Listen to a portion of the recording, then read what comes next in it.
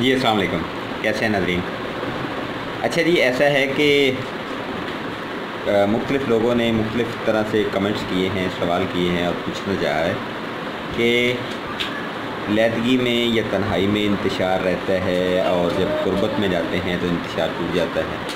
پھر کسی کا یہ بھی کہنا تھا کہ دخول کرنے سے پہلے تک جو ہے وہ انتشار اچھا خاصا ہوتا ہے، لیکن دخول جب کر لیتے ہیں یا دخول کرنا چاہ رہے ہوتے ہیں تو انتشار جو ہے وہ ختم ہو جاتا ہے۔ اس طرح سے مختلف قسم کے سوالات جو ہیں وہ جوڑ کے سامنے کیے گئے، پیش کیے گئے، اور یہ حکم صادر فرمایا گیا کہ یہ وجوہات بھی بتا دیں اور اس کا علاج بھی بتا دیں۔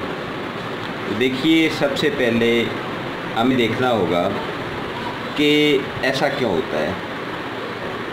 انتشار کا نہ ہونا، انتشار کا ٹوٹ جانا، یعنی اعصابی تحریک کا ہونا، یا جو قوت یا طاقت یا پاور سگنل دیتی ہے وہ سگنل کا مکمل نہ ہونا، یعنی دماغ کا سوزشناک ہونا، اعصابی تحریک کا ہونا، یہ جو سارے معاملات ہیں یہ کیا کرتے ہیں؟ یہ خون کے بہاؤ میں بھی پرابلم کرتے ہیں، انتشار میں بھی پرابلم کرتے ہیں۔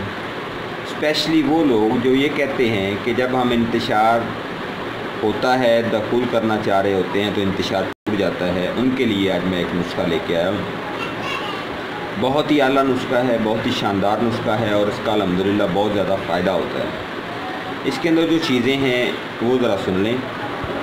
تخم ہرمل کے بیج ہیں، یہ آپ نے ان کو توے پہ بریاں کر لینا ہے، ڈائریکٹ ان کو استعمال نہیں کرنا، توے پہ بریاں کرنا ہے۔ دوسرے نمبر پر سالم مصری ہے، تیسرے نمبر پر بداری کند ہے، چوتھے نمبر پر بیخ بدارہ ہے، پانچویں نمبر پر گوند کیکر ہے، چھٹے نمبر پر تال مہانہ ہے، ساتویں نمبر پر کوک نار ہے۔ اچھا، اس کو پوست کشخاص بھی آپ کہہ سکتے ہیں۔ اور پھر اس کے بعد تخم دھتورا۔ اچھا، باقی ساری چیزیں 5-5 تولے ہیں، اور تخم دھتورا جو ہے یہ صرف 1 تولہ ہے۔ باقی تمام چیزیں 5 تولے اور تخم دھتورا 1 تولہ، اور اس میں 1 تولہ اجوائن خراسانی بھی آپ ڈالیں گے تو یہ بہترین قسم کا آپ کا نسخہ صفوف مغلظ بھی بنے گا، امساکی بھی بنے گا، یعنی منی کو گاڑھا بھی کرے گا، امساک بھی پیدا کروائے گا، اور جو آپ کا انتشار ٹوٹ جاتا ہے وہ انتشار نہیں ٹوٹے گا۔ ٹھیک ہے جی، اس کی وجہ میں نے آپ کو بتانا چاہیے وہ یہی ہے کہ اعصابی مزاج کے جو لوگ ہیں ان کا جو انتشار ہے وہ قوی نہیں رہتا،